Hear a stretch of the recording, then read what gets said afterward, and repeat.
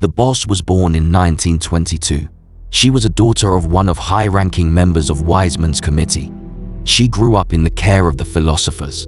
Thanks to her father, she got to know about every secret of theirs, so the philosophers organized her father's death. The boss later on became an instructor at one of the charm school of the very same organization. During her youth in 1941, she was the SAS special advisor. She also planned bombings of German bases during the North Africa campaign and was responsible for the dummy raids on Heliopolis. She took part in capture and extract missions where she had to find and capture important officers without killing them. That served as a base for her close-quarter combat that she developed years later with her apprentice Naked Snake. The SAS motto, "Who dares wins," was a tribute to her achievements. A year later, she formed the Cobra unit that we got to know intimately in Operation Snake Eater. During World War II, she with Cobra unit took part in many missions. Basically, thanks for their contributions, they tipped the scales in favor of the Allied forces. Back then, the boss got her sniping training from the end himself. Whole units seen her as their leader and a mother figure.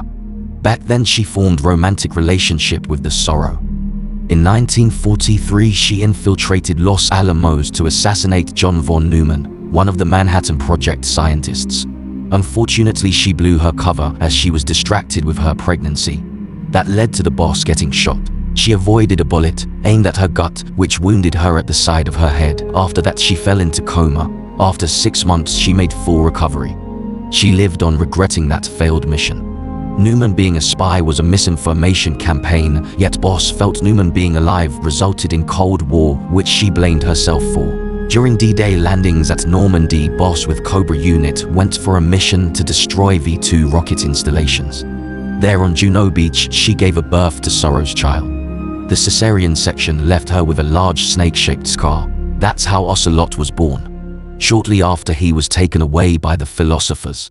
In 1947, the Joy disbanded Cobra unit to avoid any potential clashes with the philosophers.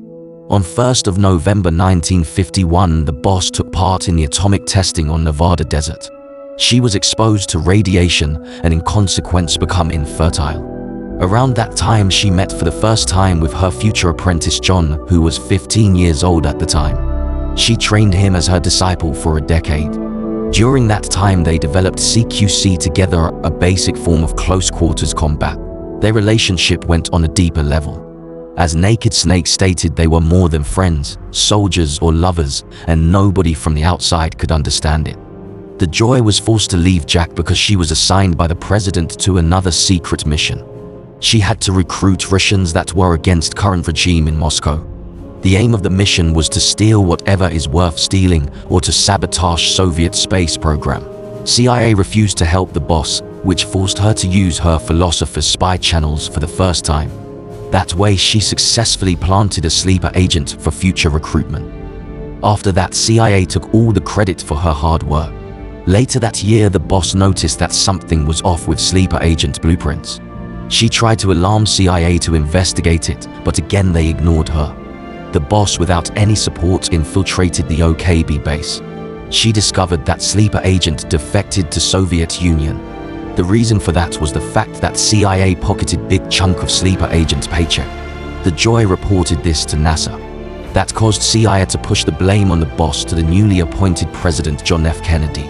Later on, the boss was chosen for the Mercury project, where she met for the first time with Dr. Strangelove, who was a vital staff member. The boss was sent in a space rocket to see how well humans can cope with being in space. At that time, due to a lack of technology, she was heavily irradiated.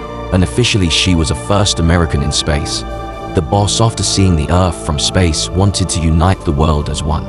That was her dream that years later she shared with Naked Snake before she died from his own hands. When she returned from space, she fell into coma because her pod deviated from its course, which resulted in her being severely burned by both cosmic radiation and heat caused by re-entering the Earth's atmosphere. USA covered the accident and world never knew that she was the first human in space. US government resented that Soviets officially got into space first. In 1959, the boss used her philosopher's contact to plant her spy. But Soviet branch of philosophers found out about it and she lost all her influence over them. Soviets have sent the Sorrow to turn the boss's spy into a double agent. At the time, he was unaware that he was destroying plans of his former lover. In 1962, the Joy was sent on a mission to eliminate the Sorrow. Philosophers forced her to do it by threatening to kill her child. When they faced each other, they had a discussion about who should live and who must die. The Sorrow offered his life, and reluctantly the boss shot him in his eye. The Sorrow was a powerful medium and psychic and returned from death 2 years later as an apparition. Later in 1962, Major Zero reached out to the boss to form Fox, a new CIA unit.